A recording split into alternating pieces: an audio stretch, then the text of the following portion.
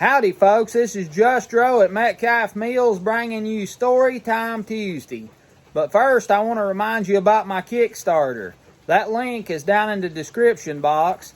That is to help get grain mills in communities. If you want to hear more about that, let's get right on into Storytime Tuesday.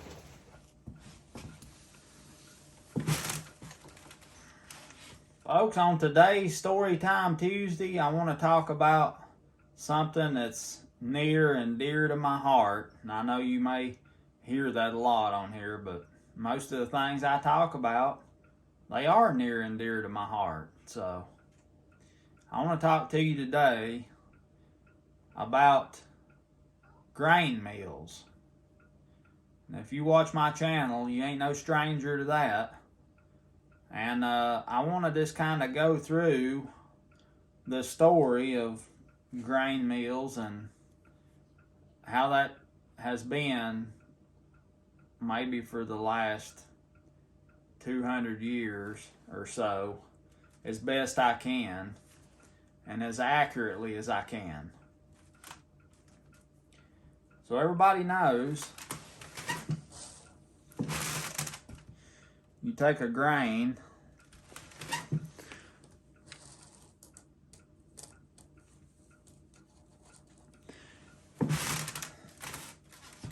for this. We'll use a grain of corn, some of the corn I grow, and that grain, it's got life inside of it, and it's kind of like we are. You can look at yourself as a grain. There's life inside. But on a grain, it can go one of two ways. You can crack that grain and make something out of it to sustain your life, or you can put it in the ground, in the dirt, and it will bring forth new life. Either way, this grain is fulfilling its purpose, which is to provide and sustain life. And you can just think on that. There's a lot of lessons about that. I could talk to you all day about that particular thing. It's just so important, that little grain. People don't realize how important that is. As you know, I've got a serious love for grain and milling and all that. And that was instilled in me by my dad, and from a young age, hearing about his stories of growing up and going to the mill with my grandpa, and it was so important to him, and he had a love for that, because when he thought about that, he had good memories of taking grain or watching my grandpa pour a sack of grain into the hopper on his little community grist mill, and seeing that grain milled between two rocks and turning out some nice, delicious cornmeal, which is what everybody in them days, they made a lot of cornbread, and that's what sustained them. Well, if you go years back, you know, people farmed mostly with animals or by hand. That was the only option they had. And the animals, they eat the corn to have energy to work. They eat the grain, different grains. The person working the grain, they would eat the grain as well. And it was just a big circle of life. And that's how it was designed. And they would sow or plant the grain in the ground, and they would take care of it. And the rain would come and the sunshine, and when it was time, they would harvest that grain. And depending on the stage of it, there was some time to where that grain had to dry out. So it had moisture inside of it. and the moisture, it dried out. The moisture left the grain. But still, the life stayed within the grain. And they would harvest the grain, maybe by hand, with a cradle, even with a hand scythe. And depending on what kind of grain it was, if it was corn, they just harvest it by hand, like you've seen me do in some of my past videos. You just pull it off and shuck it, get the shuck off of it, and put it in a place to where it can be dry and protected until you need it. And it's sitting there waiting on you. It's holding that life inside, just waiting on you to do something with it, to use that life in some way that you choose. And for the small grain like wheat, barley, rye, oats, all that kind of thing, they would dry it, but then they had to thrash it. And thrashing is the process of removing the grain from the plant stem. So one of the first processes they had for that was to lay the grain out, the grain, the whole plant, after they dried it out on what they call a thrashing floor. And some of them was different. Some of them was just one floor. And they had flails. It was like a long handle, and it had a piece of chain or a linkage with another kind of a short piece of wood or whatever they chose to use, and they would beat that grain with this flail. And then, after they beat the grain with that flail, they had rakes, wooden rakes with teeth, and they would rake across that grain thrashing floor, and they would rake that straw off of that grain, so that the grain would stay on the floor, and the wooden rake would clean the straw off and leave the grain on the floor. Now that couldn't get it but so clean.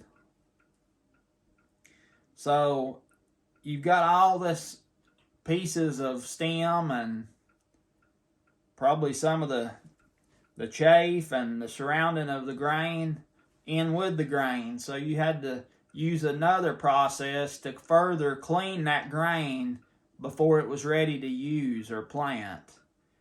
And that was called winnowing.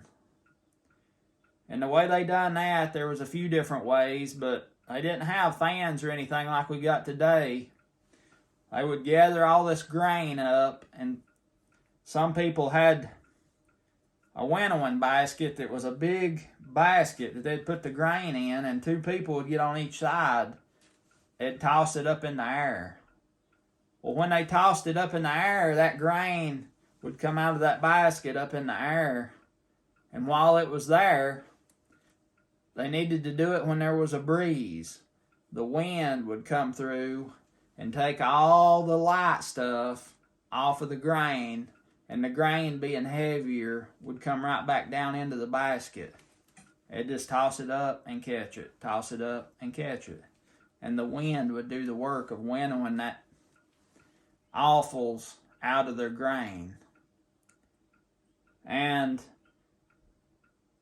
later on, they built thrashing machines that would thrash the grain off of the stem and separate it.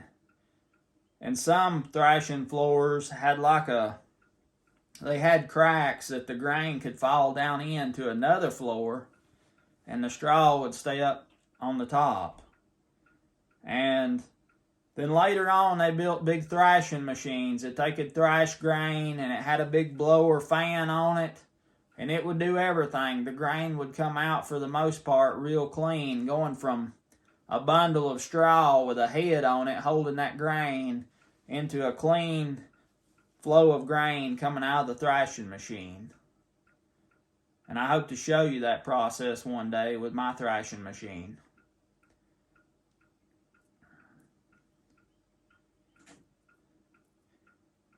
And on the corn, the corn's on an ear, they would shell that by hand or they came out later with corn shellers with a hand crank that you could put an ear in. You've seen me do that on my channel as well. I've got a video on that very thing, corn sheller. And that would allow them to shell the corn off of the ear a lot easier. And so a lot of people in the mountains here where I live, I've heard stories about it, they didn't have corn shellers.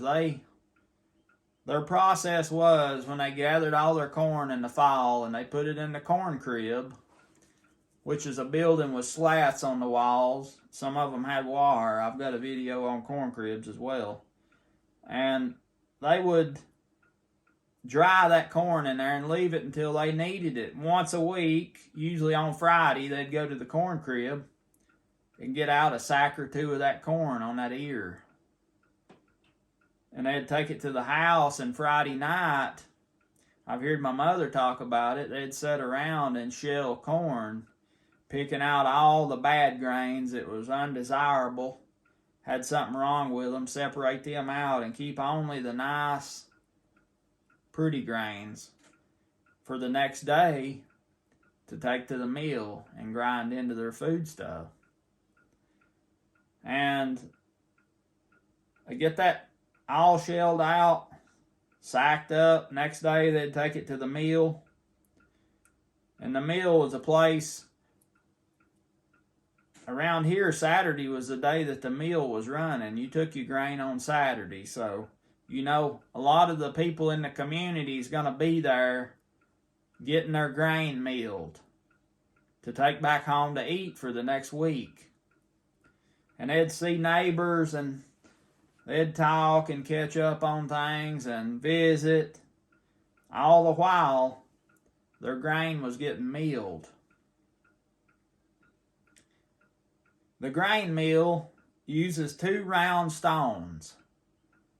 And in the olden mills, the round stones, you had a bed stone that does not move, and the spindle shaft comes up through a hole in the center of that round bed stone, and the runner stone sits on a balance rind on the top of that spindle shaft, and it rotates.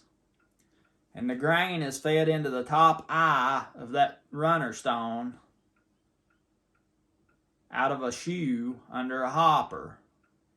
And it falls down in the eye of the millstones, and that revolving stone has furrows and lands, and it picks that grain up in there, and it starts its process of going out between those furrows and lands. Each turn of the millstone makes that grain finer and finer and finer to the desired consistency that they wanted. Usually around here it was corn, and they was making cornmeal. And for wheat, it was the same thing, except most of the time, if they were not taking back home ground flour, which is whole grain flour, it was run through a big bolter cabinet, and that would separate the finest flour out from the rest of it. And around here, the small community mills, nobody had much money, so they would take a toll out of your grain. If you brought a sack of grain, they usually had a scoop or a toll box that they would scoop out of your sack of grain, and they'd pour that into their barrel. And that was the toll for grinding your grain. That's what they charged you. And I've got a grain measure that I'll show you. It's made out of wood.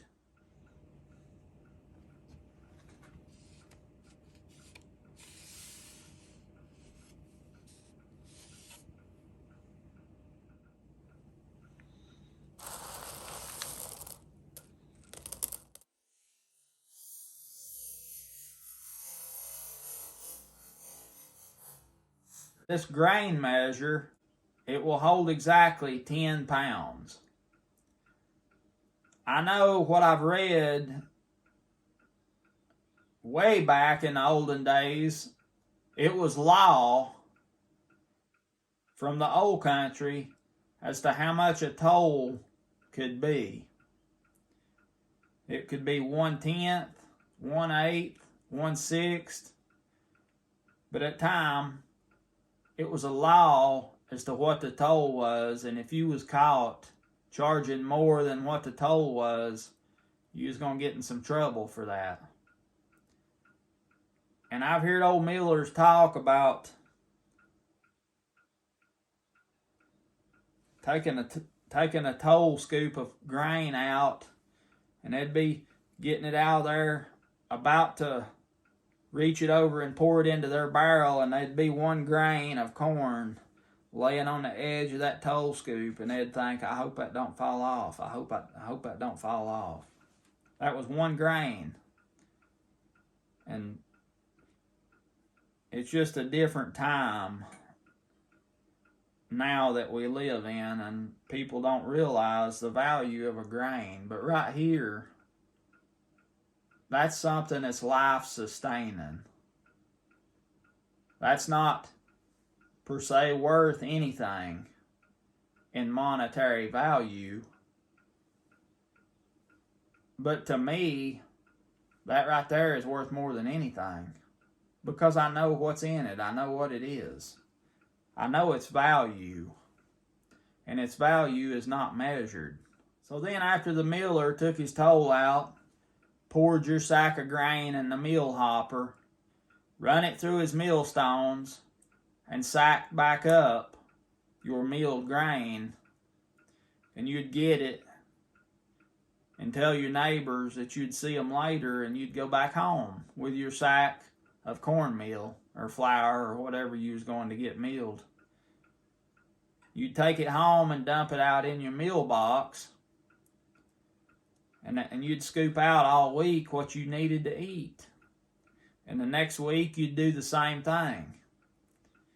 And I've heard my daddy talk about every day in the morning, my grandma would make 2 pans of cornbread. And they would take 1 pan of cornbread with them to the field to work, and that's what they would eat for dinner, the noontime meal. And then the other cake of cornbread they would have at home when they come in the evening, and that's what they'd eat for supper. So you can't minimize the importance of that.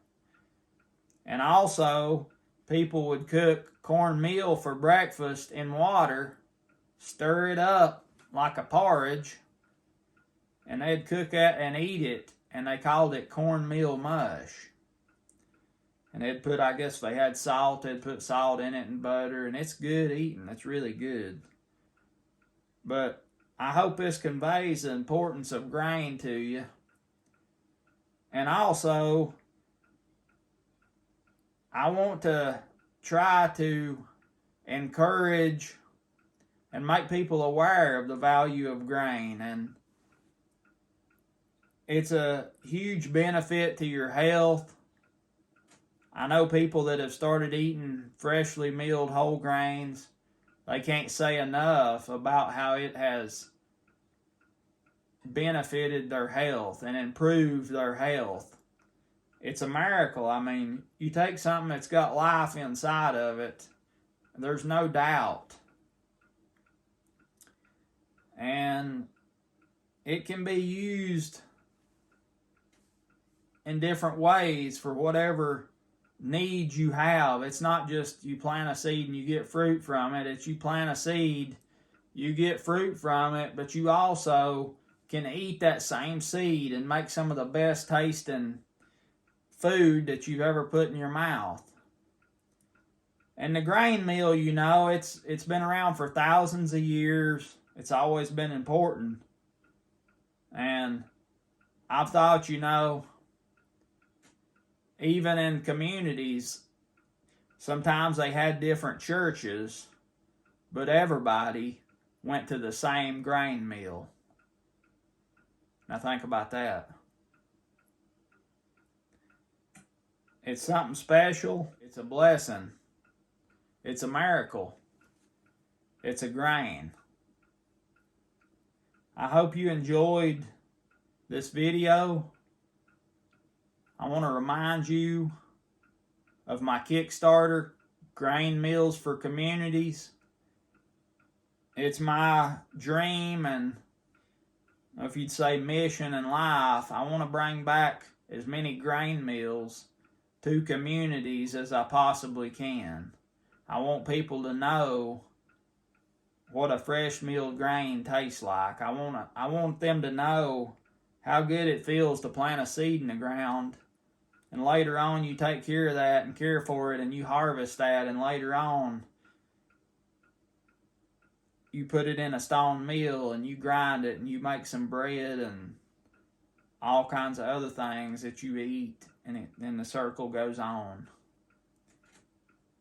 Grain Mills for Communities, the link's in the description.